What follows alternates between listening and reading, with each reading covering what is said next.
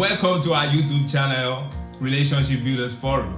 My name is Gospel and I have with me my lovely wife, Amara. Oh, it's fantastic to have you join us today. I'm super excited about what we want to talk about.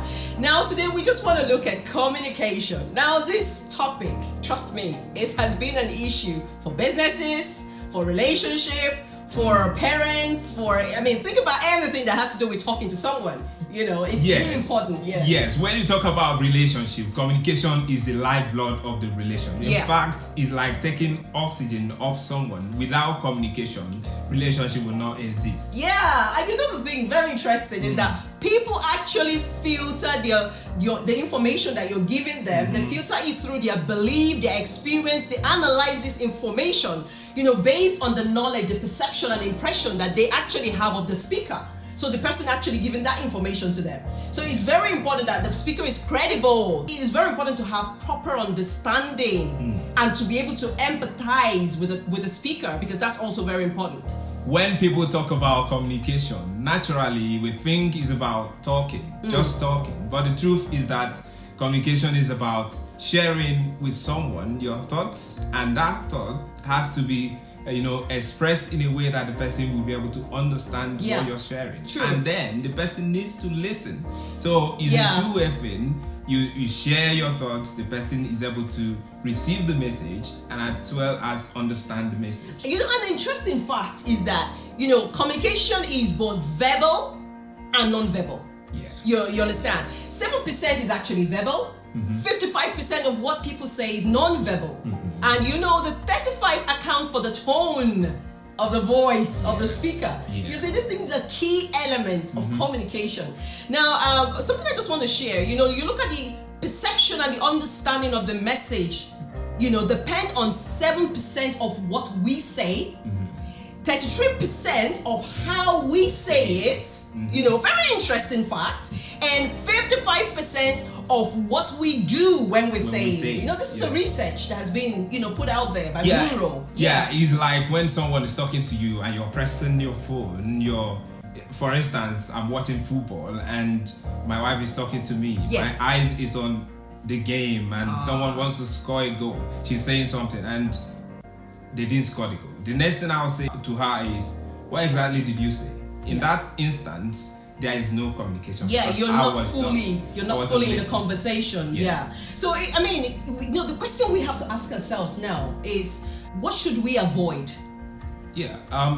When you talk about how we should not communicate, you're looking at the negative ways people communicate. Yeah. Or how people don't communicate effectively. Yes. For instance, if someone is talking to you, sharing her thoughts with you, what you need to do is to listen with an intent to understand what the person is saying.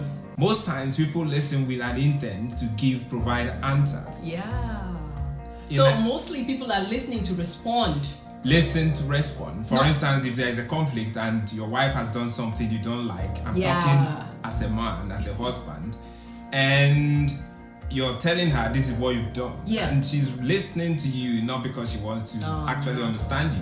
She wants to give you a response based on my feeling, probably based on my perception of what you're trying to tell me. Exactly. It's very difficult for you to communicate effectively when you're having conflict with someone, because most times I get judgmental just listening to what you're saying, but not listening. I'm listening. Oh, he's judging me now. No, that's great. So I'm not actually listening to understand what you're trying to say. Yeah, that happens even for men. Most times you're telling a man, I'm not happy about something. Yeah. And the man is feeling like, looking for logic, looking for reasons to defend himself. Yeah. For instance, a wife tells the husband, you don't love me anymore. You're not doing the things you need to do to make me feel happy, to feel loved. And the man is looking for reasons to tell the wife that, you see, I did this for you the other day. I did the other thing for you. I bought you a car. So he's trying to rationalize it. Exactly. He's trying to prove a point, mostly. And that's very bad for communication. Exactly. So in that sense, rather than listening to get the feeling of what the person is saying, you're listening to the words. So there is always a feeling behind the words, the verbal, that is the non-verbal side. The non-verbal side, which is very important as well, because even I kind of notice like what you're trying to say in terms of conflict and how conflict is being. That's a whole lot of conversation to talk about. One of the negative ways that people tend to communicate is that, you know, you find a situation whereby you're speaking to someone and that person is withdrawn. So that person is there, but they're not actually present. They're not actually listening to the conversation. And you know, some people say, you know, this is a way that I deal with conflict. When I'm angry, I tend to shut out. I tend to just, you know, no, I don't want anyone, you know, in my space. But don't you think that could be counterproductive for a relationship? Well, I think they call it silent treatment, where you're shutting everyone out because of what you're feeling, what you're going through, or how you perceive the person who wants to communicate with you. So you think silence is the best approach to deal with issues. So in that sense, the style of communication is not effective. Because you're giving the person opportunity to think about different reasons for why you're treating the person the way you're treating the person. So silent treatment is a negative way of communicating. Could be counterproductive. And I think another way is that some people tend to be aggressive. So when they want to communicate to someone, you know, there's a difference between passion and aggression. Because, you know, somebody say, oh no, that's the way I talk. Oh no, this is the way I express. You know, this is the. But the thing is, the vibes that your spouse or the person you're communicating with is getting from you is kind of very negative vibes. So a lot of people tend to, you know, be aggressive, they take on aggression when they want to communicate with their spouses. And I think that this fundamentally causes a lot of breakdown in relationships. Such disposition could be like defense mechanism. Because you want to look strong, you want to look like you're in charge. You know, you want to look like you have control. So you try to shout down the person who you're, you know, in communication with. And I see that these are counterproductive measures that, you know, some people take on. But like you rightly said, a lot of people have their reasons for taking on either whether it's silent treatment, whether taking on more aggression, or whether taking on more, what was the other one we talked about, being more judgmental. And there are a lot of ways, a lot of strategies that people take on to tend to communicate that I think is negative for the relationship. But I think fundamentally here, you should understand that the relationship that you both share is more important than the conflict, than the issue. And it's about making sure that whilst you're communicating, it is geared towards adding value, making sure that person is happy, that person is comfortable with what you're saying. What do you think about that? I think the relationship is important, and if you must move the relationship to the level of strong connection and intimacy, you have to be open-minded when you communicate, and you have to learn how to communicate, because it's actually a skill. You don't communicate by default. Absolutely. So you need to know the right time to communicate, the right way to express yourself to the person. You know, you have to put all those into consideration. Another thing that people tend to do is that they tend to monopolize a conversation. Like one person is just going on and on and on and on and on and on, and not giving the other person an opportunity to speak. As a man, I can say that most times women tend to do that because obviously you know that women speak more words than men. So research. And men tend to be silent sometimes. They give you one word to express. More like monosyllabic. In their expression. And the woman can go on and on and on and on and on and on, you know. And that sometimes the man may decide to shut her out. So it's about moderating, you know, the conversation. You know, you have to give someone the opportunity to be able to speak as well. So communication, like you said, is you're not just the only one giving the information, but you should also be willing to listen. Communication at the same time. is mutual. It's a two-way. It's a two-way thing. It's not just one way. Another negative way of communication is criticism. So when you want to share something with someone and you come with the approach of criticizing the person, you know, saying negative things about the person, obviously the person is going to shut you out. The person will decide to, find a way to protect himself. Yeah. And one of the ways people tend to protect themselves when they are criticized is either to be silent or to, be aggressive and, defend themselves and shout, they won't even listen to you. So that's the negative way of communicating. Yeah, criticism is fantastic when it's constructive. Exactly. However, I find that if you choose the right moment, the very right moment, like the second, to criticize your spouse, and that right moment is when you're having a conflict, it's not going to go down well.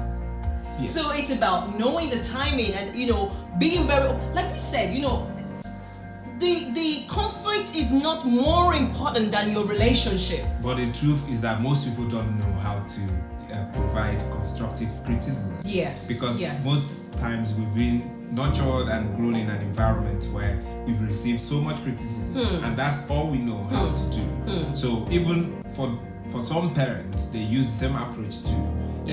And the way they are being brought up in an atmosphere of criticism, they tend to bring that on board in their marriage. That's true. So you see a man talking to the wife like a child, or a woman talking down on her husband. So that will first of all bruise the ego of your spouse, destroy the person's self-image.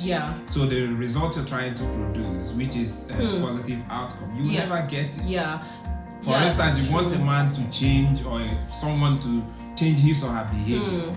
You think criticism is the best approach to get that to happen. No, it's not going to happen. So I mean, it's about mutual respect for each other, because that's very important. And I think we cannot end without actually touching on this point. This point is about argument.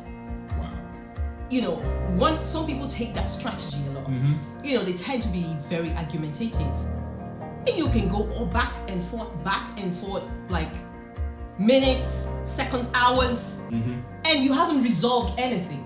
But the truth is that argument does not even win anyone an award. That's true. So if you're able to win an argument, you've not won the heart of your wife your husband. That's true. So the key thing is to win the love of your spouse. Not to win an argument. So it's about magnifying the relationship, magnifying the goal of the relationship more than the issue at hand. Exactly. And making sure that however you communicate with your spouse, you're communicating with that person to add value to that person, not to debase that, not to diminish that person. Because he's a human being, she's a human being, and you have to speak to them like human beings, with respect, with love, with affection, and that's more important. And primarily, if you have these things in mind, that would change your attitude towards communication. And like you said, it's not by default. You have to learn the art of communication. It's a skill that needs to be built. Like in our previous video, we talked about building intimate friendship in marriage. And trust me, negative communication is one of the ways to destroy your friendship. Breaks down. You guys could start off as friends, but if you keep on criticizing, arguing, doing all the silent treatment, trust me, you're going to lose the friendship you have with your spouse. I forgot in that proverb that says something about sticks might break me, but your words don't break me, or something like that. But words really break people. It starts with a crack and it goes on, and you just find that people begin to lose self-confidence in themselves. So I would say that it is one of the things that could help you build a solid relationship together. So if there's a couple out there who want to build intimacy, start looking at how you communicate and change your strategy. And I believe that in one of our videos, we'll be able to teach you how to engage in effective communication. Thank you so very much. We appreciate your time watching this whole length of video. And trust me, we do not take it for granted. We are so happy that you've joined us on our channel. One of the things we want to say is that, post your comments below. I know we've said lots of stuff in the course of the video, but tell us what you think about negative communication. Tell us, give us some pointers of areas that you think that we should further develop, because we would really appreciate it as well. Maybe you're a couple out there and you're struggling in your relationship and you've been, having issues with communication and you think it's time to give up on this relationship. But I want to assure you, if you look at your relationship from a positive point of view and see the positive things that have happened in your marriage, you'll be able to build your friendship with your spouse again. Or you might not be in the situation, in this same situation right now, but you know someone who is in this situation. Please, share with them this message. I think they could benefit so much from this whole. And do not forget to hit the subscribe button as well and the notification button.